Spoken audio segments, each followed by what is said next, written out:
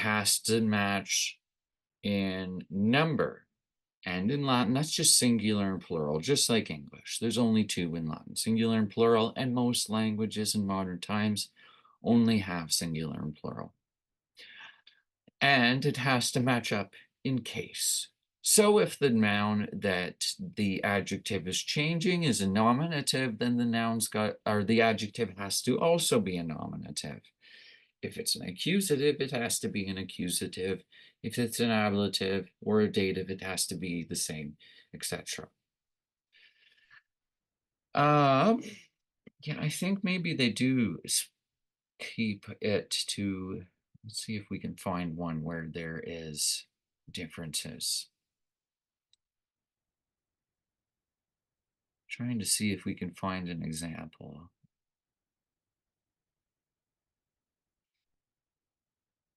Anyways, sometimes they won't match up, and I'm sure that we will see some examples as things go on, but we won't keep here too long because I really want to have a good review for everybody because we have learned more than we realize. I've said this before that you tend to learn Latin in a lot different of a pace, usually much more quicker than other languages. And as I said, that's just because the expectations are not that you're going to go out and speak Latin. I would be so very proud of you if you all went out and tried to do that. That's awesome if you'd like to want to challenge yourself in that way, but that's really not the expectation. And that's not the expectation for me. My expectation for you guys as students is to just have a better understanding of really our modern languages. If you take away more than that, that's amazing. But that's really what I want us to be seeing, the relationship between the language then and our language now. It helps explain, as I've often simplified it, it helps explain a lot of the strange rules in English that unless you know this stuff, you can't explain it to somebody. All right, so you know what, I'll do some more reading here. So, nuncti spectaculum nunctabant, Pompeiani nunctos audiebant, gladiatores per viam procedebant, Pompeiani gladiatores laudabant, puellae juvenes salutarerunt, juvenes quoque ad amphiteritum contendebant. Now let's stop for a moment.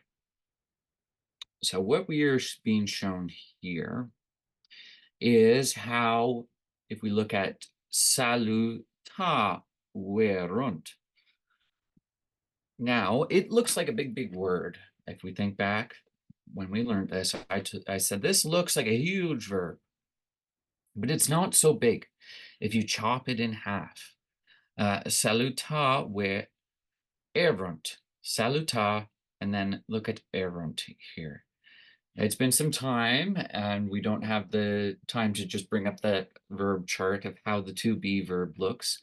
But this is just the to be verb for est in the past.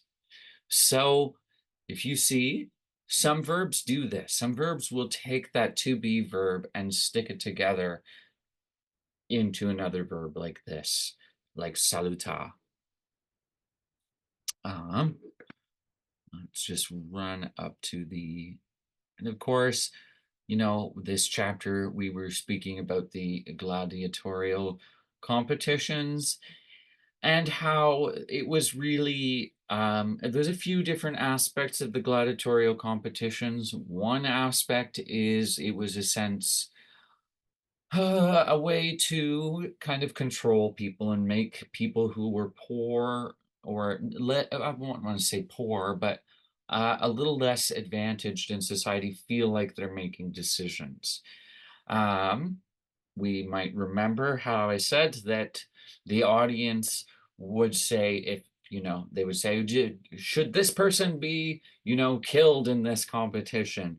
And one of the ways that the audience said that they don't want somebody to live was to put their thumbs down. like this, which is kind of interesting because that still sort of not gun in terms of gladiatorial fighting, but that symbol of using your thumb to say, yeah, it's good or no, it's not good. It's still a thing from all of this time on. So let's read some here. We're looking more so at the plurals, right? The plurals of the different verbs or different nouns, sorry, everyone. Puellam, amicus puellam salutavit, dominos servum vituperobat, nautae mercatorum laudaverunt. So, and then we have amicus puella salutat, dominus servus vituperat, nautae mercatoras laudaverunt. So you hear that, once again, this is reasserting that the plurals have very unique endings in Latin. And they don't show you them all at once. See, now they're giving us the accusative singular and plural rather than just throwing all the singulars and plurals out to us right away. Moving on. So we have also superlatives. Yes, these ones. So these are actually really useful. We've seen these a whole lot recently in the second book. So Pompeiane erant irati. The Pompeians were angry.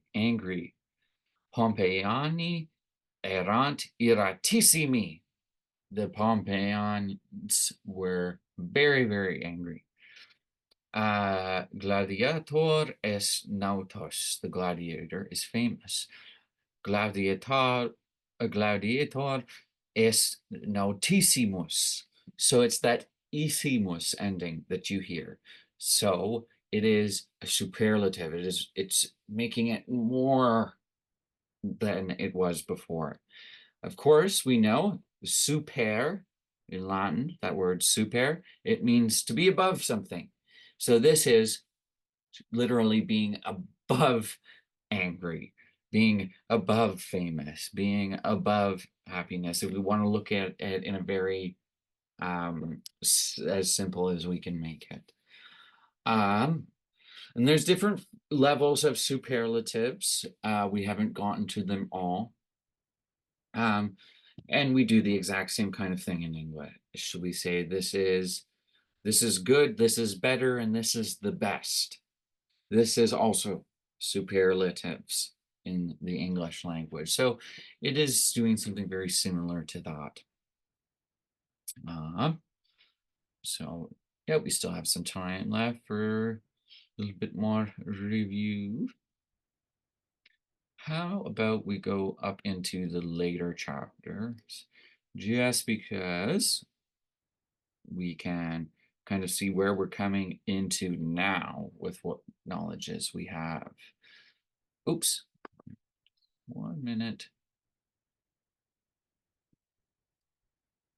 So, sorry, everyone.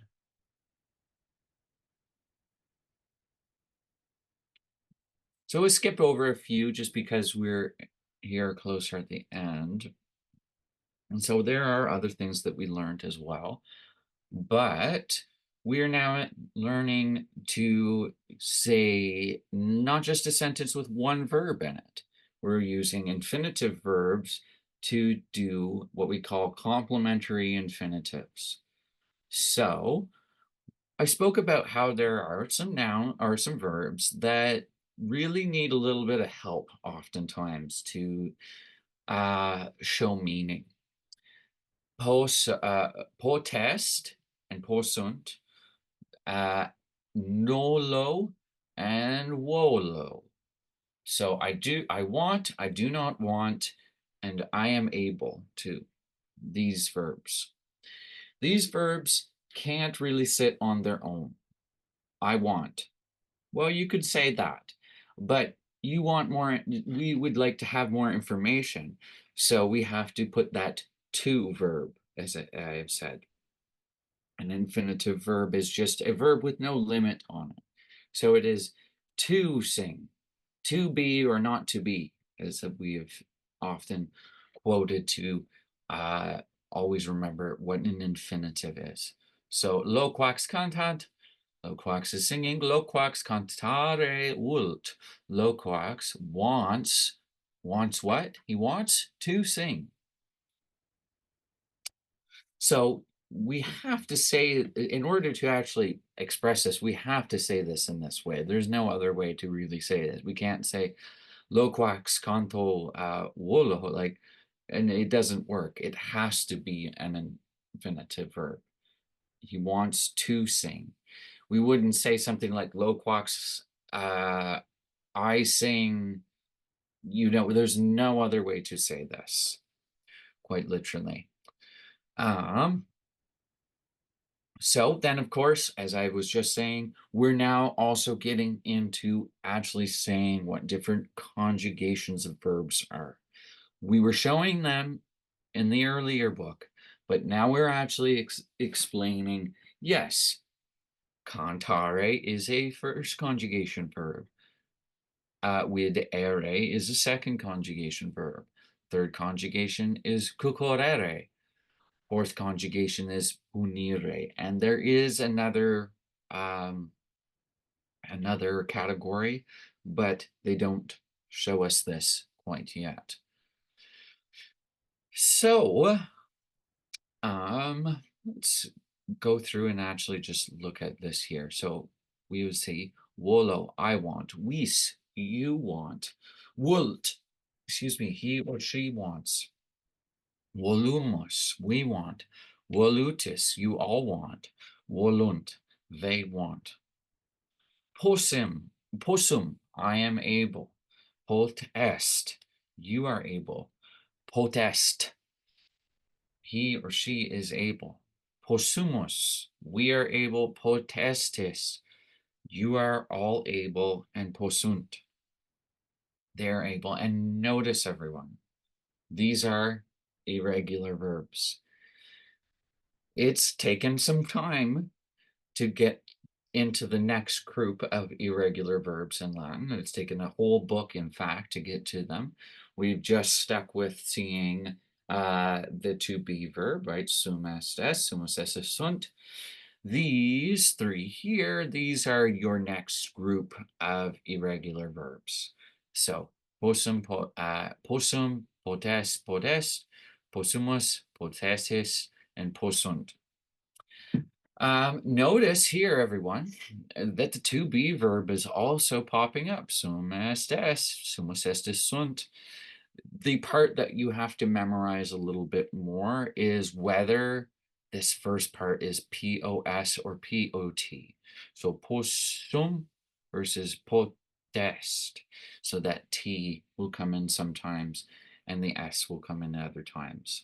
And this is why this is still, though it's got a pattern to it. It follows what the irregular verb of the to be verb does, but it has its own things that you also need to remember. Look at wolo here. Wolo, wis. What? This is strange. This isn't the same as it would usually be if we think. This VOL is gone completely. Normally, we would just change that O on the end to an S. But if we try to say that, we try to say wol, wols, wols, it doesn't really go. It doesn't really come out of our mouths nicely. So it became wis.